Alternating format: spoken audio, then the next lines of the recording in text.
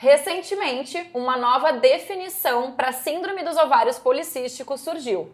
Agora, a condição passa a se chamar síndrome ovariana metabólica poliendócrina. Por mais de 90 anos, uma das condições mais prevalentes entre mulheres em idade reprodutiva carregou um nome impreciso e incapaz de traduzir toda a complexidade e abrangência dessa condição. Mas o que a nova nomenclatura muda na prática, no tratamento, na conduta e no diagnóstico da condição? E é sobre isso que a gente vai falar hoje. Eu me chamo Carol. E eu me chamo Bruna, e esse é o Nutrição em Pauta.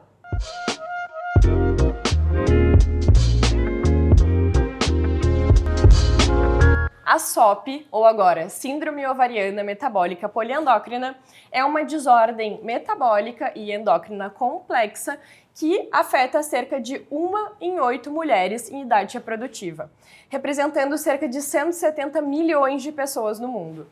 A síndrome é caracterizada por resistência à insulina, hiperandrogenismo e disfunção ovulatória. E para a gente entender o porquê de todas essas implicações clínicas, é importante a gente revisitar um pouquinho a fisiopatologia da doença. Habitualmente, o nosso hipotálamo produz o hormônio liberador de gonadotrofinas, o GnRH, em pulsos. Só que na SOMP, esses pulsos estão um pouco mais frequentes do que deveriam, fazendo com que a nossa hipófise produza mais LH e menos FSH do que o ideal. Mas o que é LH e FSH, Bruna? Basicamente, 2 hormônios fundamentais para a saúde reprodutiva da mulher. E aí que entra o problema. Um LH elevado estimula as células específicas dos ovários, as células da teca, a produzirem andrógenos em excesso. Andrógenos, por sua vez, são um grupo de hormônios mais associados a características masculinas, das quais a testosterona é o principal componente. Enquanto isso, o FSH reduzido não consegue estimular de forma adequada a maturação folicular. Como resultado, a gente tem que os folículos acabam se acumulando e o ovário assume aquele aspecto multifolicular que a gente acaba vendo nas imagens de ultrassom, por exemplo. Além do eixo hipotálamo, hipófise e ovário, grande parte das mulheres com SOMP apresentam uma resistência à ação da insulina, com hiperinsulinemia compensatória. E essa insulina elevada, ela vai atuar por 3 frentes simultâneas diferentes. A primeira delas vai ser que ela vai sensibilizar ainda mais as células da teca ao LH, fazendo que tenha uma amplificação da produção de andrógenos. Segundo, ela suprime a secreção hepática de SHBG, que é a globulina que faz um sequestro da testosterona da nossa circulação. Portanto, ela vai causar um aumento de testosterona livre, o que causa os efeitos. E terceiro, ela estimula também a produção de andrógenos pelas adrenais, o que amplifica ainda mais o hiperandrogenismo. E o ovário ainda adiciona mais uma camada a esse desequilíbrio todo. Com tantos folículos pequenos acumulados, a produção do hormônio antimileriano acaba subindo para 2 a 3 vezes acima do normal. E esse excesso desse hormônio sinaliza de volta para o hipotálamo, acelerando ainda mais aquela produção de GnRH que a gente já tinha comentado que estava fora do ritmo. Ou seja, o próprio ovário retroalimenta o problema que está prejudicando ele. É um ciclo vicioso com múltiplos pontos de entrada.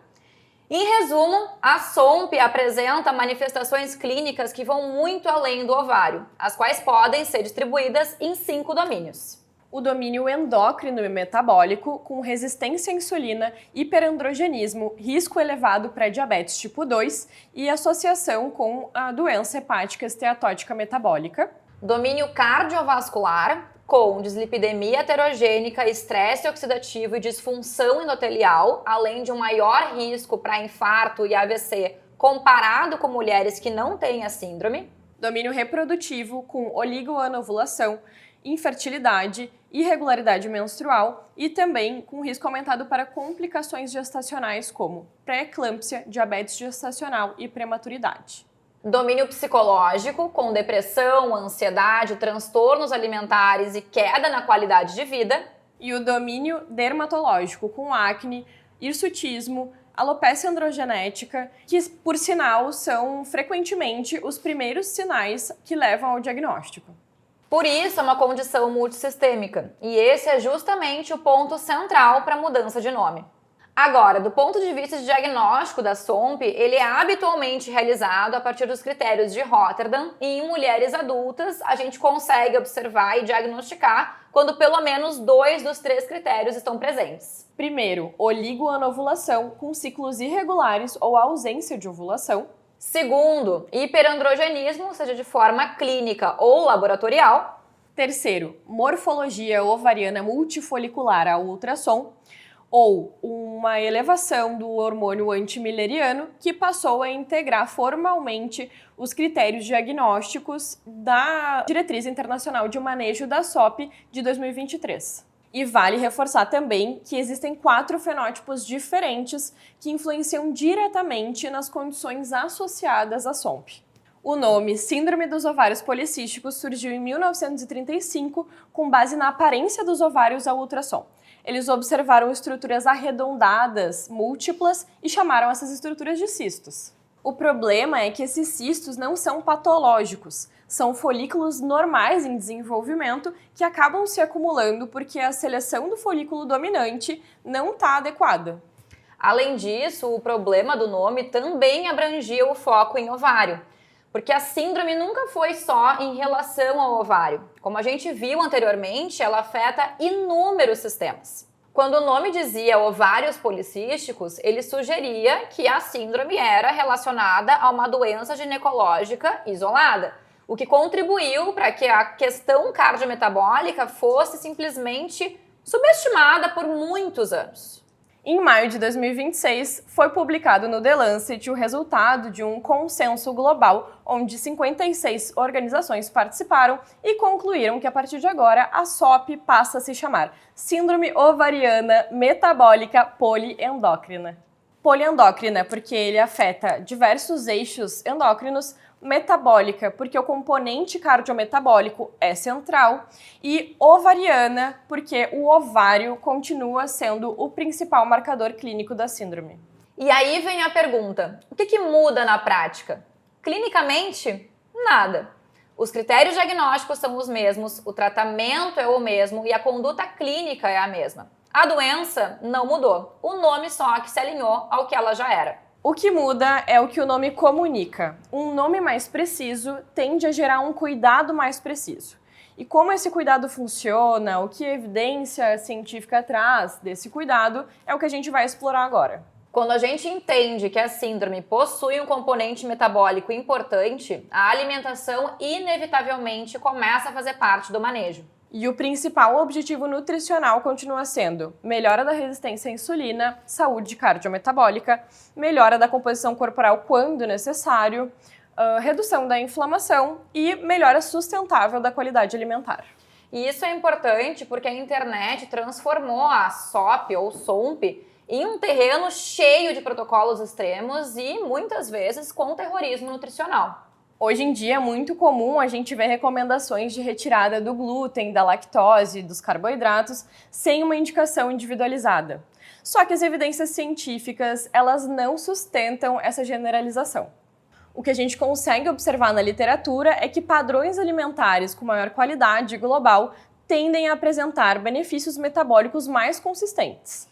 Dieta com padrão mediterrâneo, um aumento na ingestão de fibras, um menor consumo de alimentos ultraprocessados e até uma melhora da carga glicêmica são estratégias que aparecem como promissoras, principalmente por influenciarem a questão da resistência à ação da insulina e a inflamação crônica de baixo grau.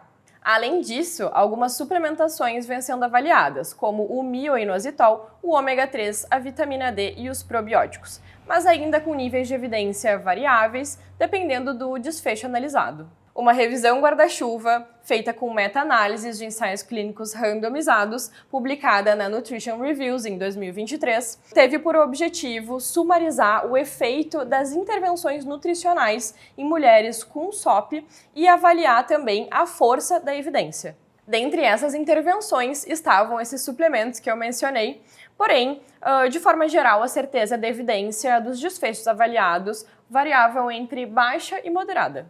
Foram observadas reduções com certeza moderada de glicemia em jejum, insulina, ROMA-IR e alguns marcadores inflamatórios, mas dentre as limitações críticas dos estudos, a gente pode citar que grande parte tinha um tamanho de efeito moderado observado, ou seja, deixando esse resultado clinicamente questionável. Eles também tinham uma qualidade metodológica baixa, com grande parte dos estudos com alto risco de viés, bem como uma heterogeneidade das formulações, o que acaba dificultando a gente saber qual é eficaz e em qual dose. Suplementação não substitui a alimentação e é válido a gente lembrar que qualquer indicação clínica precisa considerar a individualidade da pessoa, o contexto e as evidências de qualidade metodológica alta disponíveis na literatura científica. A mudança da nomenclatura da SOP não cria uma nova doença, mas ela ajuda a traduzir o que a ciência já sabia há bastante tempo. E talvez esse seja o principal impacto do novo nome: ampliar a forma como profissionais e pacientes enxergam a síndrome. Porque entender melhor a fisiopatologia também muda a forma como a gente maneja essa condição. Se esse episódio te ajudou a entender um pouquinho melhor o que tem por trás da SOMP, compartilha com alguém que também precisa ouvir isso. E não esquece que a gente está no Spotify, no YouTube e nos segue lá no Instagram. Até o próximo episódio.